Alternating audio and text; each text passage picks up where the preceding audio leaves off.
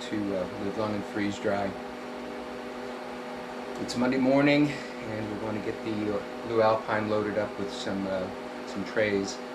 I don't even remember what's on the trays. I put them in last week. This week's been a little crazy, so well, let's just get after it. The first tray looks like some pasta with some pork loin and mushrooms that we made.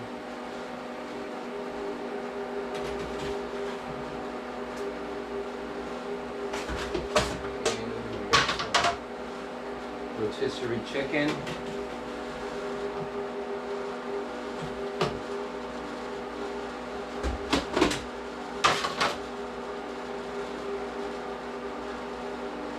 This is some pork fried rice that I made the other night. It was really, really good. Now, something I'm going to do here, I'm working on getting the best efficiency possible that I can out of a machine. And while I love the tray liners, the silicone tray liners, I have noticed that they do, well, the trays don't heat up as quick, or the food in the tray doesn't heat up as quick because the silicone insulates a little bit. So what I'm going to do is I'm going to flip this mass out of the liner and right onto the tray.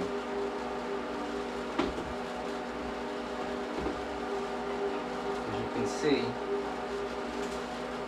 after it's been in the freezer over the weekend, it peels out of the liner really nice. And you can lay it in the tray. You get maximum surface contact, putting it there like that. And we'll set that off into the freeze dryer.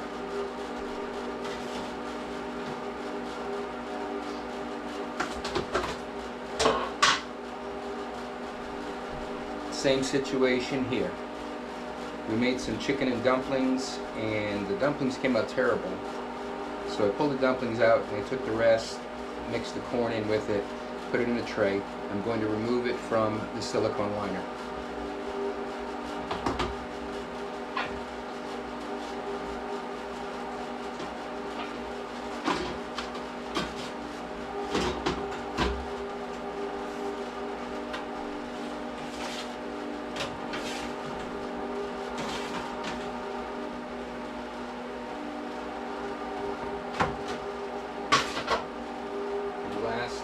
Tray of chicken soup.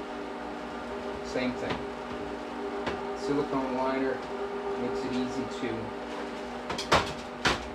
transport it because the lid's sealed to the silicone liner, so you can carry it downstairs without worrying about it dripping. So since this has got the most moisture content, I'm going to go ahead and place it on the middle shelf, because the middle shelf for my machine is the most efficient in drying.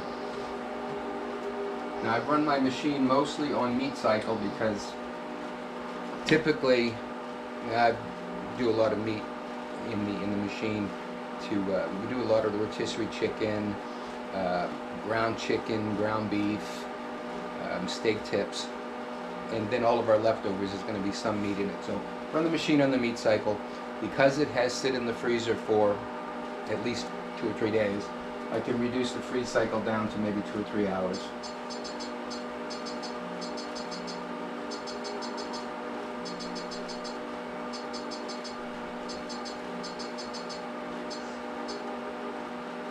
Last year we had that snowstorm. You may have seen the video I made. It was like why we freeze dry.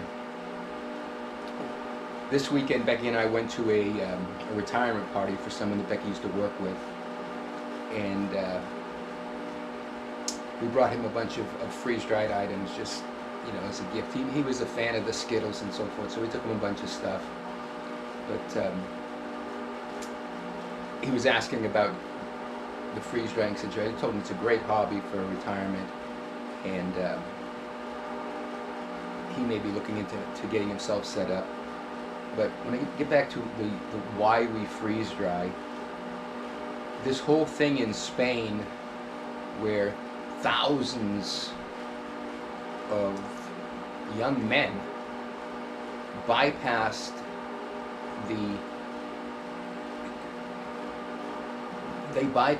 the fences and the border security of this part of Spain, Huerta or whatever, I don't know what they call it, Huerta, and they went in and basically took over the city. This was happening here down the southern border, and to some extent at the northern border, just in the past few years back. And you have that much of an influx of the population, and a population that has no roots here, has no support system here other than getting on government funding, getting on government welfare. It causes your prices to go up, whether it be on housing, on food, your insurance. And so I freeze dry because I don't have control over those situations that can affect my situation, but I can control what I do with the food I bring into the house, how I use it, how I prepare it, how I store it, so that I will have it when and if, and sadly it's looking like more like when than if, when I need it. So I'm going to delve into a few other situations here that maybe don't have so much to do with my Blue Alpine and my freeze drying journey, but with the reason why we need to take responsibility for our own situation, for our own family, for our own security, and we'll look at a few things. Stick with me.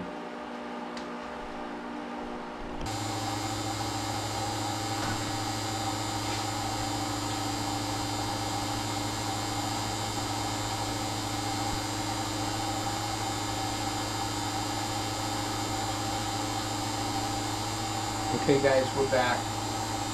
We got a total of 26 hours on the run. I'm going to go ahead and pause it, equalize the pressure, and check it out.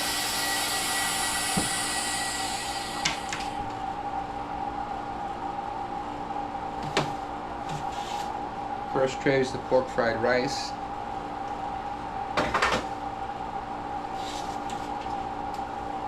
Second tray was the chicken and dumplings that we pulled the dumplings out of. Here is some chicken stew with the pearl onions that we really like. Some rotisserie chicken.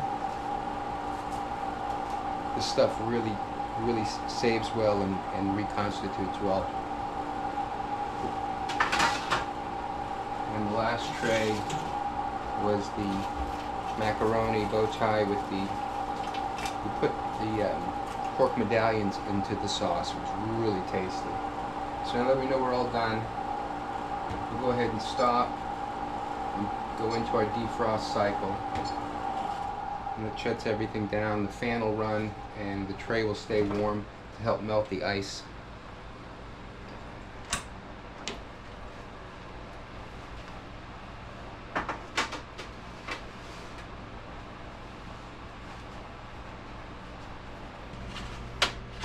Alright, now we'll go ahead and get into some packaging here.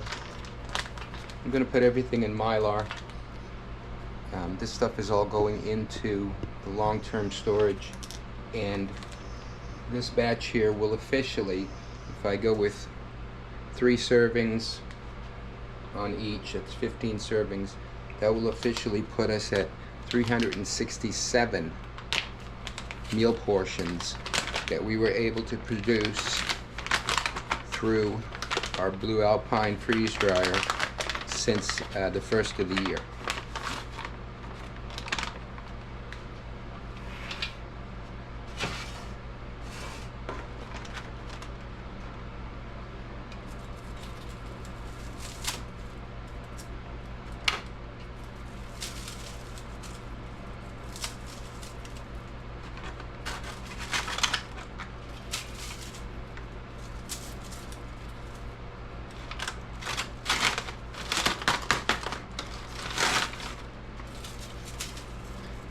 It appears that taking the product out of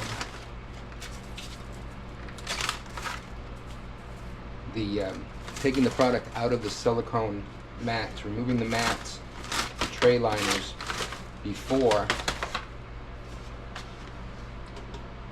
placing them into the Blue Alpine.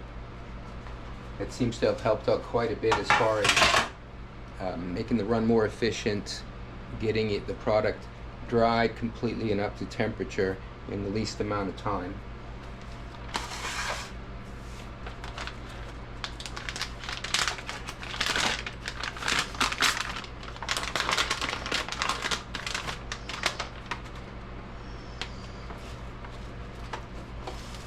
Next item is our chicken and dumplings, sans dumplings.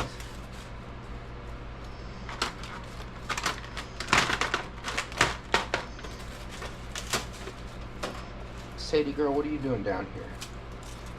Weren't you upstairs sleeping with the other kid?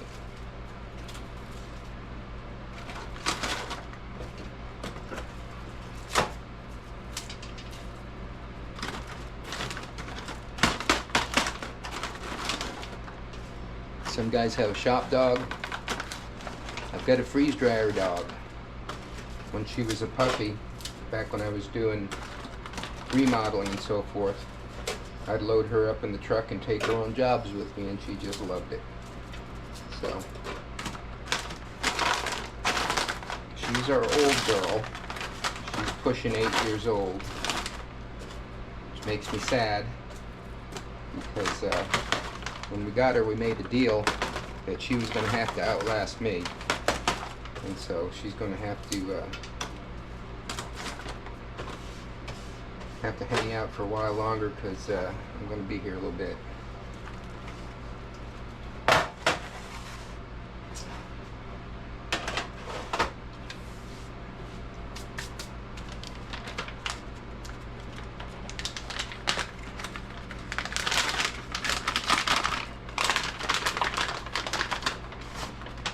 Now for the pork fried rice.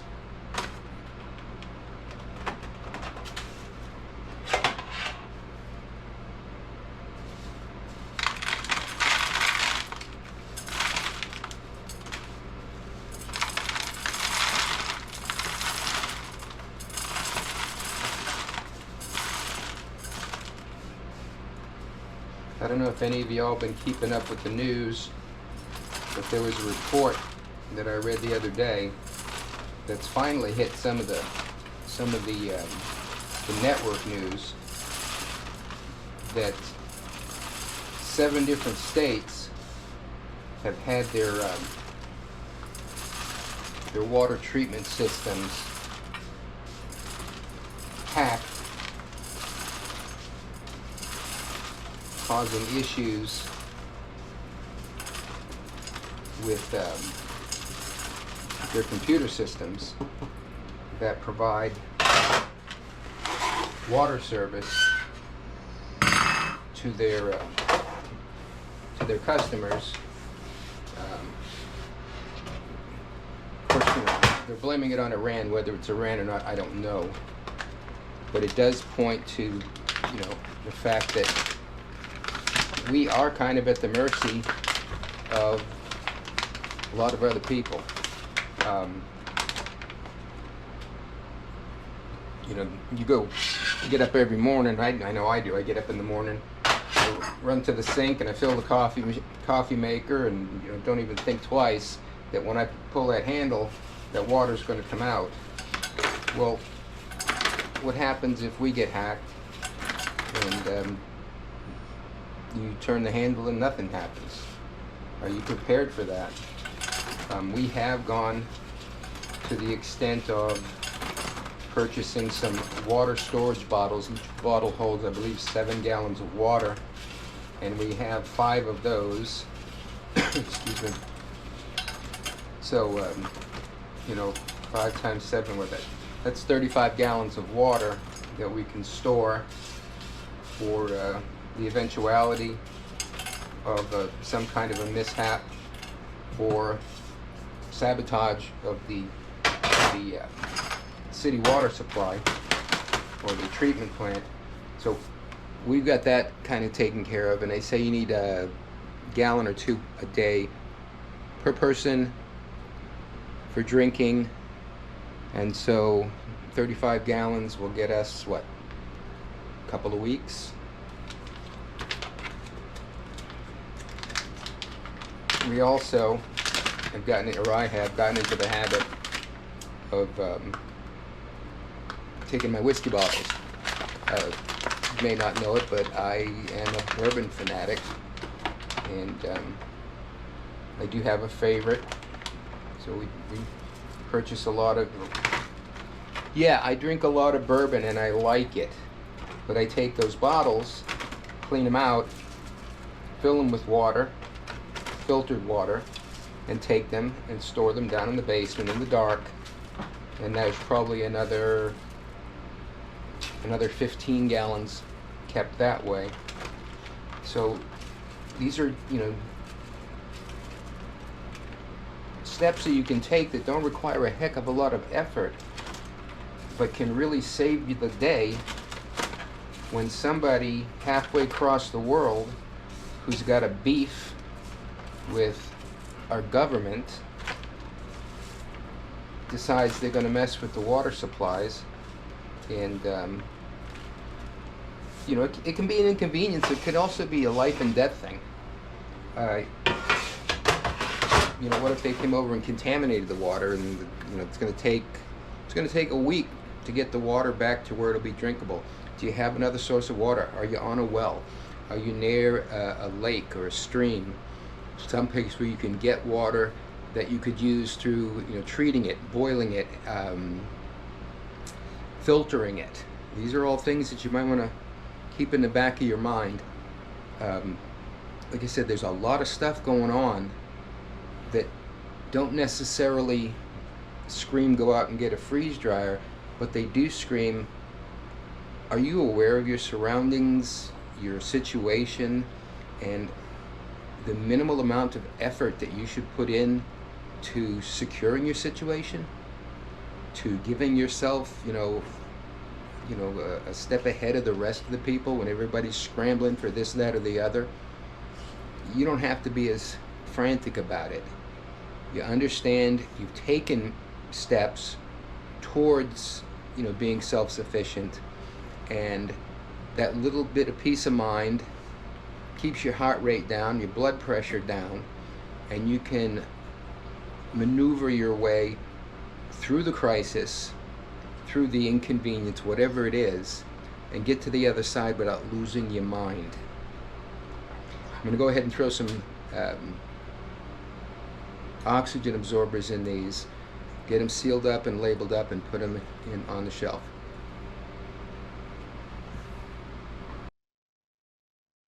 Okay, guys, so we already talked about making sure you have food in storage, well-stocked pantry, freeze-dried food. The other thing you need for situations is water. I heard a report the other day about several states having their water supplies and wastewater treatment places cyber attacked. Someone from another country, somebody says it's Iran, I don't know, but somebody was coming in through the internet, accessing the programmable logic controllers and messing with the settings and seeing what kind of damage they could do to the treatment facilities, which we all depend on for our water service. I mean, you get up in the morning, you go to the sink, you grab the coffee maker, you go to fill it up. Oops, where's the water? Well, we don't want that. Nobody wants that, but it could happen, and it's serious enough that the FBI actually put out an alert to these facilities that use a specific type of programmable logic controller, saying these are being tested. People are trying to hack them. People are having success hacking them. If you use them, you need to fix it. You need to upgrade. You need to take steps to prevent these cyber attacks from affecting the water supply for your locality. And we all know that can be an inconvenience, or it can be a life and death thing.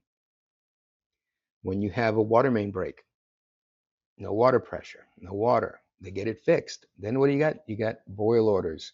No fun. Well, you can avoid that. Store some water. Go to Walmart. Get you some of the water storage containers. They're like $20. They hold like 7 gallons. Bring them home, rinse them out, fill them up with clean water, put them in the basement of storage.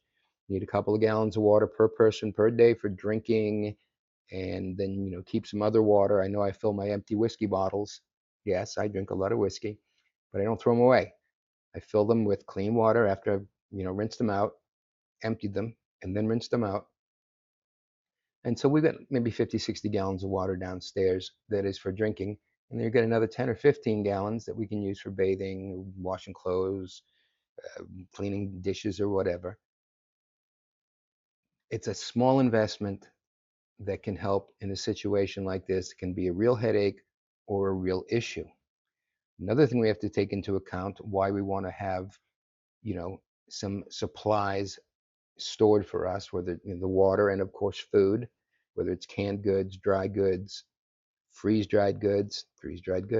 Um, you need to take into account that all of the grocery stores operate on a plan. This is how much of this that we move every day. This is how much of this we move every week. This is the pattern it follows.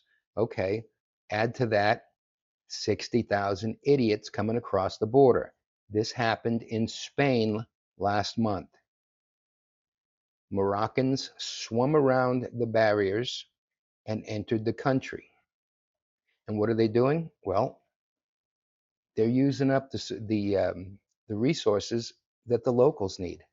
These aren't families fleeing bad situations. These are military-aged men that are coming into a country that is not theirs. And I don't want to hear, oh, that's part of Morocco. No, no, no, no. That was Spain's 400 years before Morocco was a thing. Okay? So we won't go there. These people are coming in. Stores are not accounting for the population to double overnight.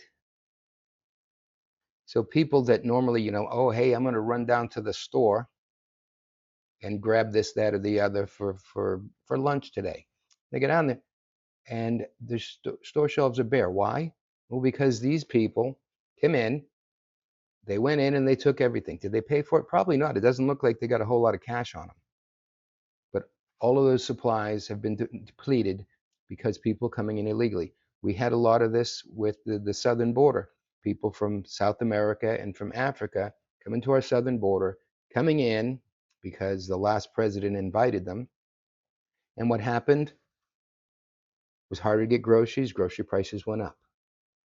Fewer houses available because you had, people that were here illegally moved into houses that the government paid for, moved into hotels and motels, into buildings, and they were getting food, shelter, medical, money, everything for free, depleting our resources when they don't belong here.